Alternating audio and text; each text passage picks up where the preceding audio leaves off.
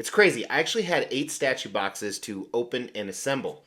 And I chose this guy because I thought he would be the easiest. Wrong. Now, if you're wondering what's going on, what kind of Venom is this? This is from Venom The End. I have the CGC matching slab right there, and I have the comic upstairs. So this is actually from a storyline that's trillions of years in the future. It's Venom's last story, hence it's called The End. And there's some crazy stuff. He's actually a meat farmer because he grows humans. His cannon gun right here is like a biomechanical gun that can destroy planets. And I know you're thinking, damn, that sounds cool. Wrong. It's a pretty stupid story, actually. Hey, my name is Mr. X. Welcome to the Extreme Channel. We are giving away $1,000 statues to you guys. If you want to know how to win one, stay tuned for later in the video. So I know you're wondering, Mr. X, why did you buy a statue if the story was so stupid? Well, just like many things with statues, I saw the statue first, and I think the statue looks incredibly badass. So does the cover that it's based off of. So I got into the story after the statue. And I've done that many, many times. Like Berserk is a good example of that, the Japanese manga. But I love Venom. I love custom Venom statues. That's what this is. This is a quarter scale custom Venom statue based off of that comic right there. It's a single issue. I'm not going to tell you everything. There are a few spoilers.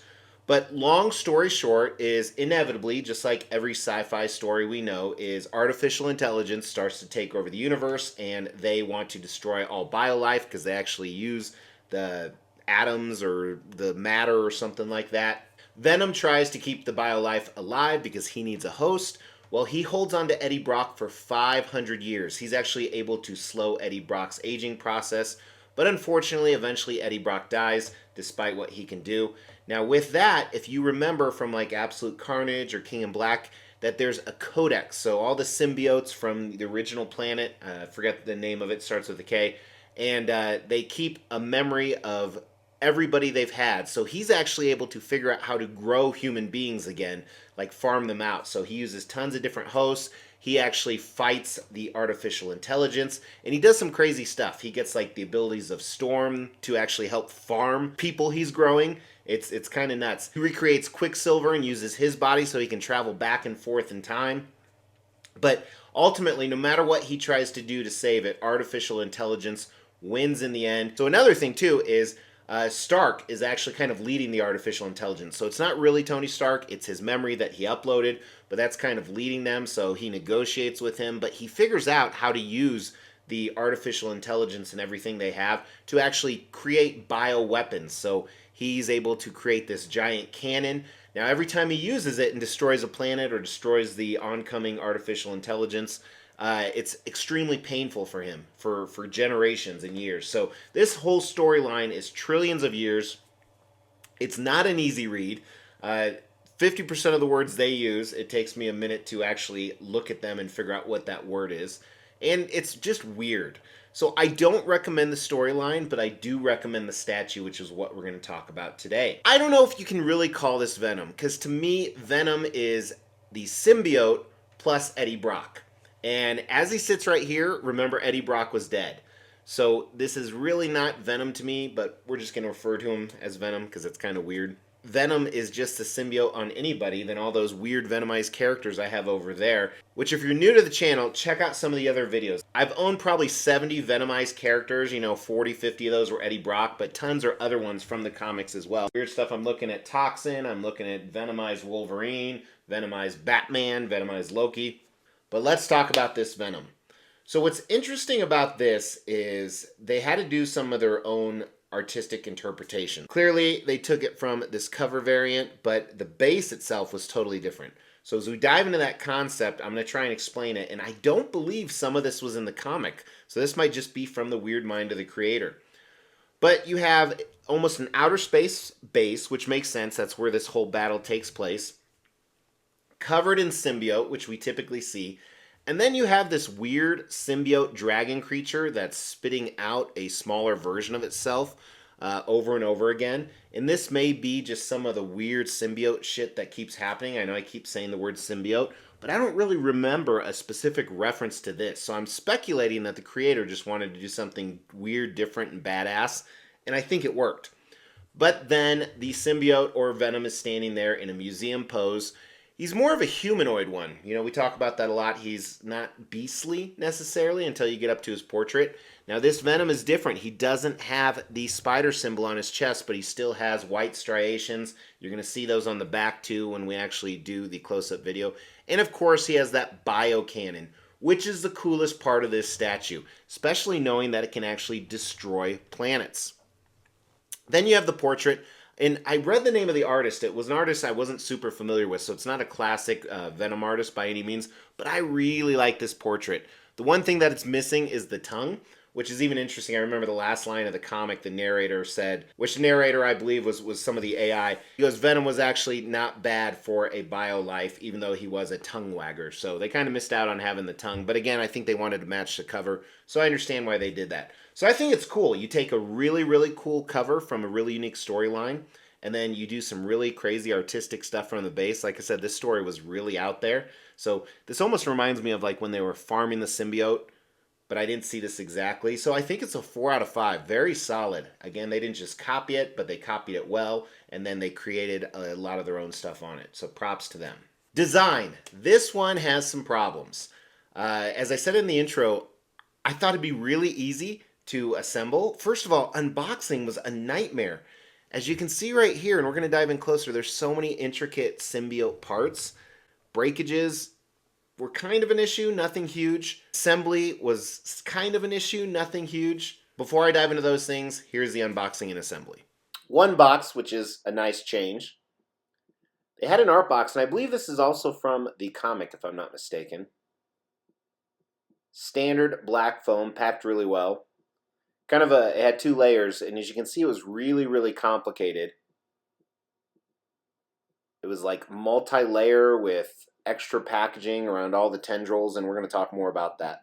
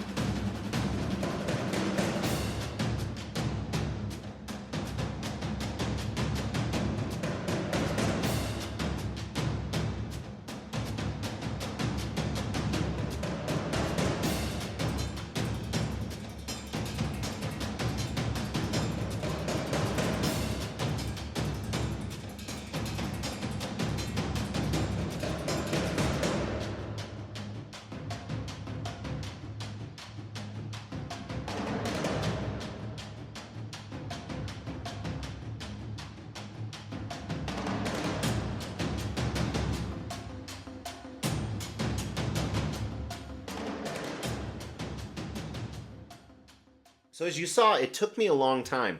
So essentially, I would call it problems, I guess. I had a few broken parts of the tendrils. The nice thing is they're nothing big, so I could just paint the tips of those black and it'll be fine.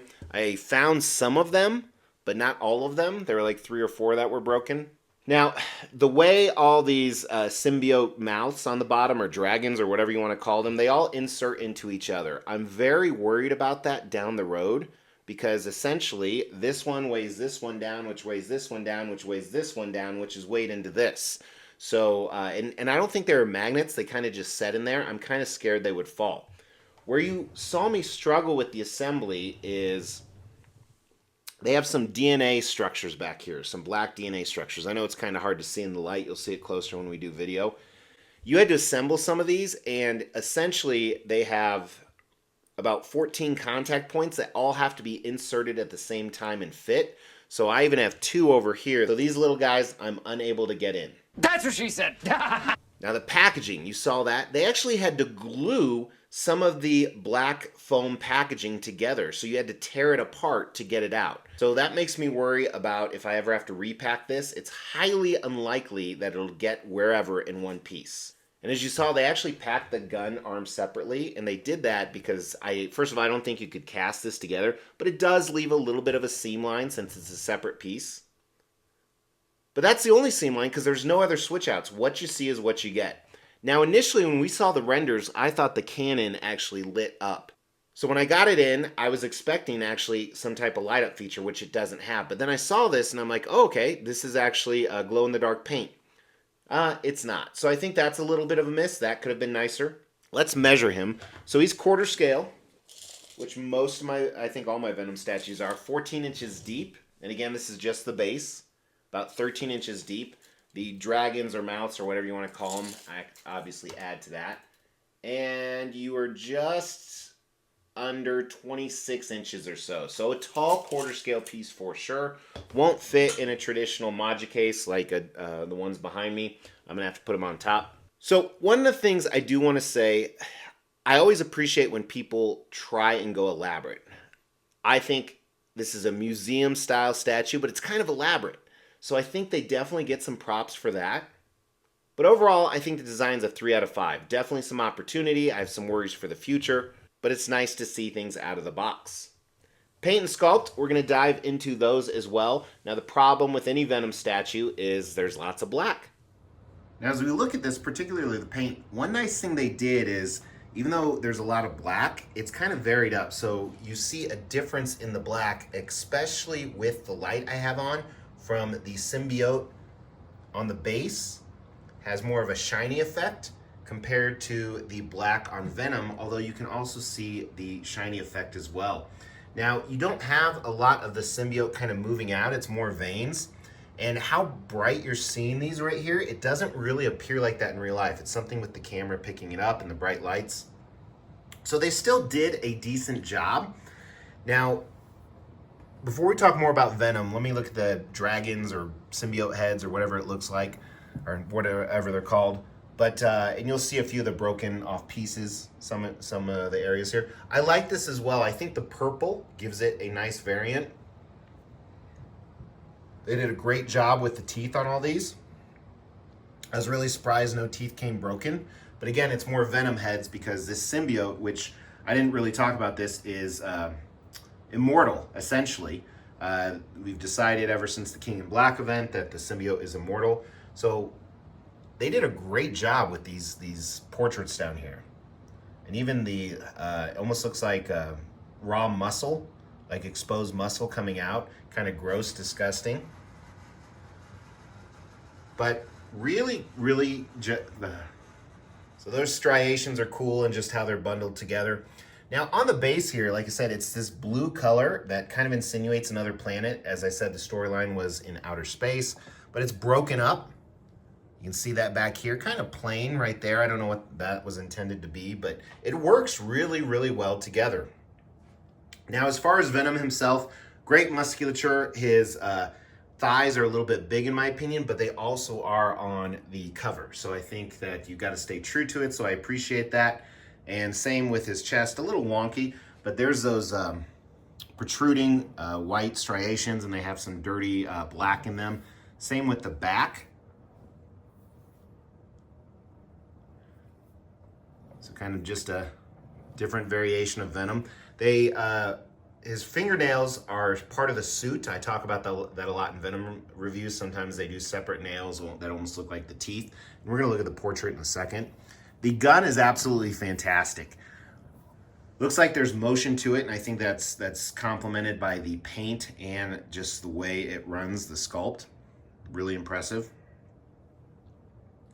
Great job on his arms there. And again, I like how the glistening part of it gives you a little bit of the suit alive. I would have liked to see more of the tendrils moving around, especially around his legs since they're so long. But then as we dive into the portrait, that's what we want to look at. Now, I've never seen this before. The Venom here on the inside of the eyes, they almost use like a light red or an orange. Typically you see a brown or a blue. And it almost looks like there's veins in some of those eyes. And typically we don't see Venom with such small teeth. There are a few artists that do it that way, but again, this was based off the cover.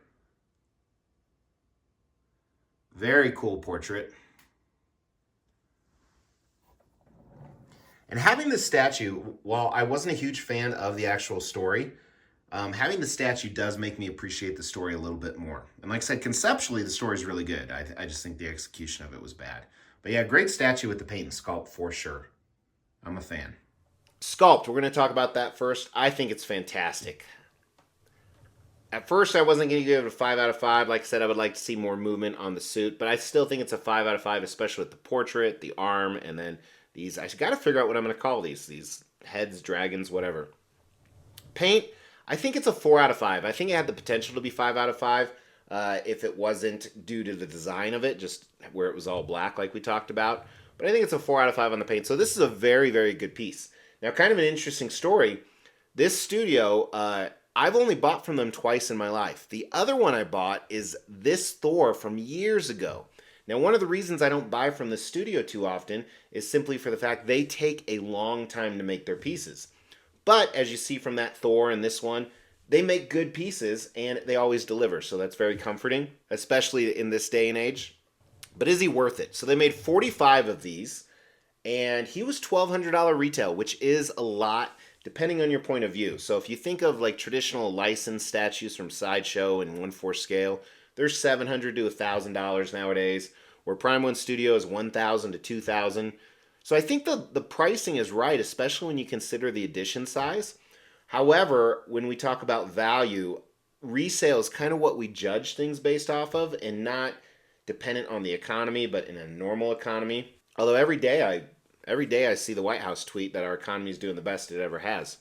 But in an economy where you actually could sell a statue for retail, other than the shipping issue, I think you could make your money back on this. So I think I'm going to give it a 3 out of 5. If it was easier to repack, I might even go 4 out of 5 because Venom is one of the most popular customized characters out there, even licensed. And the problem is, how do you come up with a new unique Venom statue? That's how you do it. So really impressed by that. Like I said, even though the storyline is a little blah in my opinion, the design of Venom is absolutely amazing. So it makes it unique. So again, 3 out of 5 on the value for this. 4 out of 5 if I knew I could repack it well, and I can't. Does he have the X factor? Is he a 5 out of 5 statue? No, he's not. I'm really trying to limit the number of Venoms I have. True Eddie Brock Venoms, I'm actually looking at my wall right now. I have 1, 2, 3, 4 on the wall right now. This will be, well, I guess this isn't even an Eddie Brock Venom, so I can't classify as that. But and if you're wondering, wow, you're trying to limit and you have 5, I used to have 30. So I am working my way down, but I think I'm going to keep him. And the shipping debacle I talked about just puts it over the edge. But this is cool, it's unique, it's different, and technically it's not Eddie Brock. It's just a symbiote in the end. Would be cool if I actually did like a progression. Ooh, I should do that. I actually have a symbiote Spider-Man, and then next we could do Eddie Brock as Venom. Then next we could do Eddie Brock Wing Venom during the Null event, and then we could do this. That's a great idea. Good thinking, Mr. X. Even though he's not 5 out of 5, 4 out of 5 in my opinion, better than expected. Really like it. Very happy with the purchase. Appreciate the studio that made this. Would you guys buy something like this, or is it too weird? Throw that down in the comments below. I love to read your comments, and you could win a statue with that comment. But more importantly, before you comment, if you're not subscribed, don't comment. Because you have to be subscribed to win. And 40% of you that watch aren't subscribed. 40%! Subscribe. Makes me feel better. And we'll give away a statue soon. As we try to grow this channel, we like to reward you guys for watching and subscribing. So because of that, every 5,000 milestone when it comes to subscribers, we give away a couple $1,000s worth of statues. We've actually given away over 20 statues. To win one was easy. First, you gotta be subscribed to the channel. You'll get bell notifications when videos drop. Each video that drops, you wanna make a comment on those videos. We pick a random video, we give away statues based on a comment. You can say whatever you want. The more videos you comment on, the higher your chances are to win. At the end of every video, I always say thank you for watching.